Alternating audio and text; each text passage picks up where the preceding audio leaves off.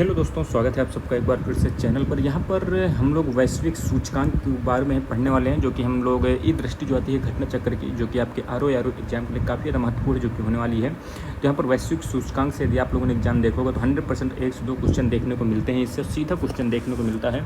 तो चलिए हम लोग स्टार्ट करते हैं। यदि आप चैनल पर पहली बार आए तो चैनल को सब्सक्राइब जरूर कर लीजिएगा। मिलते हैं। तो यहाँ पर देखिए पहला वैश्विक सूचकांक के बारे में, एक सेकेंड। तो वैश्विक सूचकांक के बारे में इसे हम बदल दे, क्या इसमें सही से आ नहीं रहा है। इसे हम लोग ऐसा करते हैं, यहाँ से इसे निकाल कर दूसरे में खोल दें, क्योंकि यहाँ से आ नहीं रहा सही से।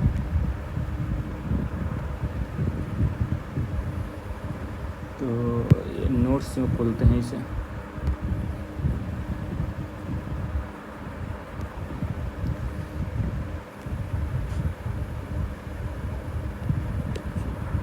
चलिए यहाँ पे देखते हैं, नोट्स में हम लोगों ने खोल लिया है। तो ये देखिए आप लोग। तो यहाँ पर देखिए ग्लोबल सबसे पहले क्या है, सबसे ज़्यादा प्रभावशाली लोगों की सूची है, जो कि 2025 की आई है। इसे ऊपर कर लेते हैं।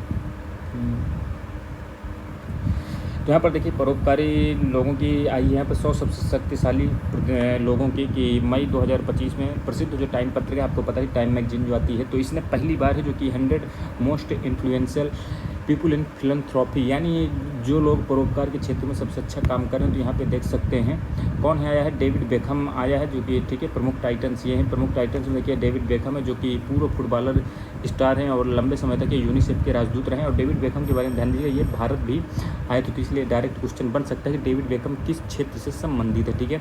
इसके बाद माइकल ब्रू, ये आपको महत्वपूर्ण नहीं है, ठीक। वॉरेन बफेट के बारे में ध्यान दीजिए, ये विश्व प्रसिद्ध निवेशक हैं, जिन्हें आधुनिक परोपकार की दिशा में काफ़ी महान व्यक्तित्व के रूप में देखा जाता है वॉरेन बफेट को, ठीक है। मुकेश अंबानी और नीतम अंबानी भी इस श्रेणी में आते हैं। ये भारत के उद्योगपति हैं और रिलायंस इंडस्ट्रीज़ और रिलायंस फाउंडेशन के जरिए व्यापक सामाजिक कार्यों में जुटे रहते हैं। इसके बाद अजीम प्रेम जी हैं, ये भी काफ़ी ज़्यादा फेमस हैं अपने परोपकारी कार्यों के लिए। विप्रो के संस्थापक हैं और भारत के सबसे बड़े परोपकारी दाताओं के रूप में ये भी आते हैं, ठीक है। और यहाँ पर देखिए अजीम प्रेम जी को और उद्योगपति जो हैं मुकेश और नीता अंबानी जी को, इनको टाइटन्स की श्रेणी में जो कि रखा गया है। जबकि जीरोधा के जो सह संस्थापक निखिल कामत, ये काफ़ी ज़्यादा भी नए हैं, ठीक है, यानी ये युवा हैं काफ़ी ज़्यादा, लेकिन इन्होंने भी बड़ा अच्छा काम किया है इस क्षेत्र में। तो यहाँ पर देख सकते हैं जीरोधा के जो सह संस्थापक है निखिल कामत, इनको ट्रेल ब्लेजर्स की श्रेणी में जो कि रखा गया, ट्रेल ब्लेजर्स की श्रेणी में। टाइटन्स की श्रेणी में मुकेश अंबानी, नीता अंबानी और अजीम प्रेम जी हैं, ठीक है। अब देखिए मानव विकास रिपोर्ट मोस्ट इंपॉर्टेंट है भैया, ये इतनी ज़्यादा इंपॉर्टेंट है, कुछ कहने को नहीं। आप लोगों ने पेपर दिया होगा तो आप लोग जानते होंगे, यूएनडीपी की तरफ से जारी किया जाता है। 1990 से लगातार क्या कहते हैं सूचकांक देता आ रहा है। मानव विकास सूचकांक की इस वर्ष की रिपोर्ट में कृत्रिम बुद्धिमत्ता यानी एआई पर फोकस है, जो कि करती है। यहाँ पर देखिए जो 1990 में ये HDI इंडेक्स स्टार्ट होता, तो इसकी अवधारणा जो है महबूब उल हक, जो पाकिस्तान के अर्थशास्त्री थे और नोबेल पुरस्कार विजेता, तो भारतीय मूल के अमेरिकी नागरिक थे। कौन थे ये? तो अमर्त्य सेन और महबूब उल हक ने हैं, जिन्होंने मानव विकास सूचकांक की अवधारणा को सबसे पहले रखा था, ठीक है। 2025 में संयुक्त राष्ट्र विकास कार्यक्रम की तरफ से ह्यूमन डेवलपमेंट रिपोर्ट इंडेक्स जो कि जारी की गई है। इस वर्ष की रिपोर्ट पर नाम क्या दिया गया है? तो चयन का प्रश्न, लोग और कृत्रिम बुद्धिमत्ता के संभावना, ये इसका क्या कहते हैं रिपोर्ट का नाम है, ठीक है। तो यहाँ पर देखिए HDI इंडेक्स में 3 मूलभूत आयामों पर है, जो कि क्या कहते हैं ये निकाली जाती है रिपोर्ट। पहला है देखिए जीवन प्रत्याशा, दूसरा है आपका स्कूली शिक्षा और तीसरा है प्रति व्यक्ति आय। ये तीनों पॉइंट आपको ध्यान देना, ये 3 स्तर हैं जिसके आधार पर इस इंडेक्स को तैयार किया जाता है। ये चीज़ भी आपको ध्यान देना है, ठीक है। मानव विकास रिपोर्ट जो है 4 अन्य समग्र सूचकांक भी है जो कि प्रस्तुत करती है, जैसे असमानता समायोजित जो HDI होती है, लैंगिक विकास सूचकांक भी निकालता है, लैंगिक असमानता सूचकांक भी और बहुआयामी निर्धनता सूचकांक भी, ठीक है। मानव विकास सूचकांक 2025 की बात करें तो इसमें देखेंगे आपकी इस वर्ष देखिए आइसलैंड जो है ये टॉप पर रहा है और नॉर्वे और स्विट्जरलैंड जो है ये दोनों जो है नॉर्वे और स्विट्जरलैंड ये संयुक्त रूप से दूसरे स्थान पर रहे हैं, ठीक है। और चौथे स्थान पर डेनमार्क और जर्मनी और स्वीडन जो है संयुक्त रूप से 5वें स्थान पर, यानी टॉप पर किसने किया? आइसलैंड, ये चीज़ ध्यान दीजिएगा। और भारत की रैंकिंग की बात करें तो यहाँ पर देखिए भारत की रैंकिंग भैया कहाँ दी है? यहाँ पर भारत की रैंकिंग भैया आइसलैंड हो गया, यहाँ पे देखिए मानव विकास सूचकांक की दृष्टि से सबसे दयनीय स्थिति में दक्षिणी सूडान है, जिसकी रैंक कितनी है 193 है। इसके बाद देखिए सोमालिया की है 192, सबसे ख़राब स्थिति है दक्षिणी सूडान की, ठीक है। और यहाँ पर देखिए भारत की बात करें तो भारत की भैया कहाँ हैं, भारत की बहुआयामी आ गया, भारत की रैंक को कहाँ भैया गायब कर दिया इसने, इसमें भारत की रैंक नहीं दिख रही है। आप लोगों को दिख रही हो तो बताइएगा मानव विकास सूचकांक में, ठीक है। तो यहाँ पर मुझे नहीं दिख रही। सबसे दयनीय स्थिति सोमालिया की है, ठीक है, 2022 में थी। 2023 की बात करें तो इसमें दयनीय स्थिति दक्षिणी सूडान की है। अब देखिए असमान सुनियोजित मानव विकास सूचकांक की रैंकिंग में शीर्ष स्थान पर आइसलैंड ये भी है।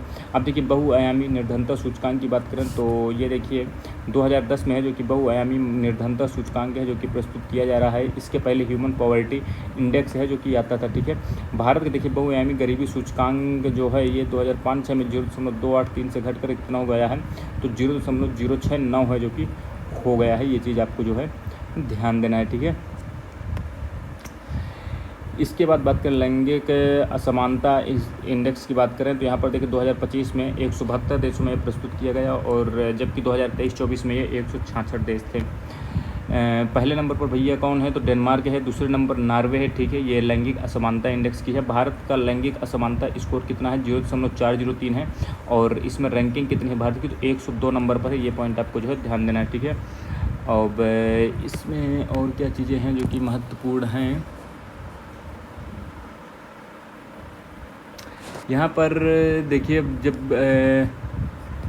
2023 में भारत में जो है जन्म के समय जो है जीवन प्रत्याशा कितनी है, 72 वर्ष है। स्कूल अवधि के औसत वर्ष 6.9 वर्ष हैं, और स्कूल अवधि के अनुमानित वर्ष 13, और प्रति व्यक्ति सकल राष्ट्रीय आय कितनी है, तो $9,047 है, ठीक है। सार्क देशों की बात करें तो श्रीलंका की ये 89 नंबर है, ठीक है। देखिए सूचकांक में यहाँ पर हम भारत की बात कर लेते हैं, तो सूचकांक में भारत की स्थिति जो है मध्यम मानव विकास के तौर पर है, जो कि HDI मूल्य कितना है 0.685 है, और रैंक कितनी है 130वीं। ये चीज़ ध्यान दें, यहाँ पर जो हम ढूंढ रहे थे ना अपना आंसर, तो इसका आंसर 130 है। भारत की रैंक कितनी है 130 HDI इंडेक्स पे, ठीक है। और भारत के पहले देख सकते हैं, भारत के पहले श्रीलंका आता है, यानी अच्छी स्थिति में है। मालदीव भी अच्छी स्थिति में है, भूटान भी अच्छी स्थिति में है, ये सब भारत से बेहतर है। जबकि बांग्लादेश जो है और इंडिया ये दोनों 130वें स्थान पर है। मतलब हम बांग्लादेश और भारत ये समझ सकते हैं समकक्षता कैसे हो सकती है, लेकिन फिर भी क्योंकि जनसंख्या इतनी ज़्यादा है और असमानताएँ इतनी ज़्यादा है भारत में, कुछ कहने को नहीं है। नेपाल की 145 है, पाकिस्तान की 168 है, ठीक है। और इसमें क्या महत्वपूर्ण, बस इतना ध्यान रखिएगा, और ज़्यादा इसमें कुछ महत्वपूर्ण नहीं, इसे छोड़ सकते हैं, ठीक है।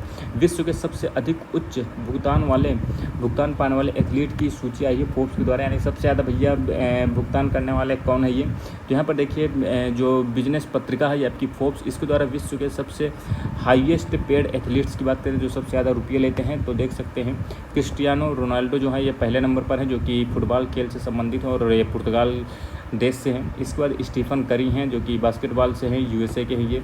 और इसके बाद लियोनल मेसी, ध्यान दीजिएगा, ये 5वें स्थान पर है, फुटबॉल और अर्जेंटीना देश से संबंधित है, ठीक है। इसके बाद विश्व के अरबपतियों की सूची की बात कर लेते हैं, तो यहाँ पर विश्व के अरबपतियों की सूची की बात कर लेते हैं, तो फोर्ब्स के द्वारा विश्व के अरबपतियों की सूची है जो कि जारी की है। पहले नंबर पर एलन मस्क हैं जिनके $342 बिलियन है, जो कि क्या कहते हैं संपत्ति है। इसके बाद अब बर्नार्ड अर्नॉल्ट आते हैं जो कि LVMH के अध्यक्ष हैं और मतलब हेड हैं, और इनकी कितनी है संपत्ति, तो $178 बिलियन है। आप देख सकते हैं अंतर कितना ज़्यादा है भाई, सब लगभग दुगने का अंतर है। इलॉन मस्क को पकड़ पाना भैया बड़ा ही नामुमकिन है। अब इनकी तो भारत में भी है, जो कि टेस्ला की कंपनी आ गई है, ऑफिस भी खुल गया है इनका, ठीक। इसके बाद बात करें मुकेश अंबानी की, तो मुकेश अंबानी की संपत्ति कितनी है, $92.5 बिलियन है, जो कि ये कितने स्थान पर आ रहे हैं, मुकेश अंबानी 18वें स्थान पर है, जो कि आ रहे हैं। इसके बाद गौतम अडानी है जिनकी संपत्ति भैया $56.3 बिलियन है। पर एक समझिए $100 बिलियन के भी ऊपर पहुंच गए थे, लेकिन भाई साहब इन पर जिस तरह से क्या कहते हैं मीडिया के द्वारा और जो शेयर मार्केट वाली कंपनी से जिस तरह से ढाबा बोला, जिसके कारण इनका काफ़ी ज़्यादा नेगेटिव इम्पैक्ट इन पर पड़ा है। इसके बाद देखिए अगला टॉपिक क्या है, sky tracks world airport awards की बात कर लेते हैं। तो वर्ल्ड एयरपोर्ट्स अवार्ड की घोषणा जो कि 2025 में की गई है, कहाँ की गई है, मैड्रिड स्पेन में है, जो कि एक की गई है। और सिंगापुर चांगी हवाई अड्डे को वर्ष 2025 में जो है विश्व का सर्वश्रेष्ठ हवाई अड्डा है जो कि घोषित किया गया है, ठीक है। और बात करें दूसरे और तीसरे नंबर पर, तो दूसरे नंबर में आपका देखिए दोहा कतर स्थित जो आपका हमद अंतर्राष्ट्रीय हवाई अड्डा है, ये ध्यान दीजिएगा, पूछ सकता है कि हमद अंतर्राष्ट्रीय हवाई अड्डा कहाँ पर है मिलान करने को, तो दोहा है, ध्यान दीजिएगा। और टोक्यो अंतर्राष्ट्रीय हवाई अड्डा आपका हनेडा, ये जापान में, ये तीसरे नंबर पर है। पहला सिंगापुर, दूसरा हमद जो कि कतर में है, इसके बाद टोक्यो अंतर्राष्ट्रीय हवाई अड्डा जापान में है। इंचियोन कहाँ है, दक्षिण कोरिया में है, और टोक्यो जापान में है, ठीक है। यहाँ पे देखिए 5 भारतीय हवाई अड्डे हैं जो कि टॉप 100 में है, जो कि यहाँ जैसे आपका IGI एयरपोर्ट जो है नई दिल्ली का, तो 32वें स्थान पर। इसके बाद केम्पेगौड़ा एयरपोर्ट है जो कि बेंगलुरु का है, ये 48वें स्थान पर है। इसके बाद राजीव गांधी अंतर्राष्ट्रीय हवाई अड्डा है, ये हैदराबाद का है, 56वें स्थान पर है। इसके बाद छत्रपति शिवाजी महाराज अंतर्राष्ट्रीय हवाई अड्डा जो मुंबई का है, ये 73वें स्थान पर। इसके बाद मनोहर अंतर्राष्ट्रीय हवाई अड्डा है 80 नंबर स्थान पर, ठीक। इसके बाद विश्व के सबसे अमीर शहर की बात करें, हेनले एंड पार्टनर्स के द्वारा जारी की गई ये रिपोर्ट, ठीक है। इनमें देख सकते हैं आप लोग 11 शहरों के साथ USA है जो कि टॉप पर है। शीर्ष 50 शहर में 11 शहर जो हैं USA के हैं। इनमें जो है सबसे देख सकते हैं सर्वाधिक अमीर जो है न्यूयॉर्क शहर है, जो वर्ष 2025 में विश्व के सबसे अमीर शहरों की सूची में पहले स्थान पर है। दूसरे नंबर पर सिटी ऑफ सैन फ्रांसिस्को और सिलिकॉन वैली क्षेत्र है जो कि शामिल है। टोक्यो जो है एक दशक पूर्व जो है दुनिया के सबसे अमीर शहरों पर था, ये तीसरे स्थान पर है जो कि आ गया है। चौथे स्थान पर सिंगापुर, 5वें स्थान पर लॉस एंजल्स अमेरिका का ही है, ठीक है। विश्व के सबसे अमीर 50 शहरों की सूची में भारत के 2 शहर हैं जो कि शामिल है। कौन कौन से, एक तो मुंबई है, दूसरा दिल्ली है। मुंबई को 27वां स्थान मिला है, नई दिल्ली को 39वें नंबर का स्थान है जो कि ये मिला है। इसके बाद ब्रांड फाइनेंस IT सर्विसेज की बात कर लेते हैं, तो ये एक्सचेंजर द्वारा है जो कि विश्व का एक्सचेंजर जो है ना, ये विश्व का सबसे बड़ा IT सेवा ब्रांड है। क्या नाम है इसका, एक्सचेंजर, ठीक है। इसकी क्या कहते हैं संपत्ति की बात करें कितना मतलब वैल्यू है इसकी, तो 41.50 बिलियन $, जो कि इसकी वैल्यू है।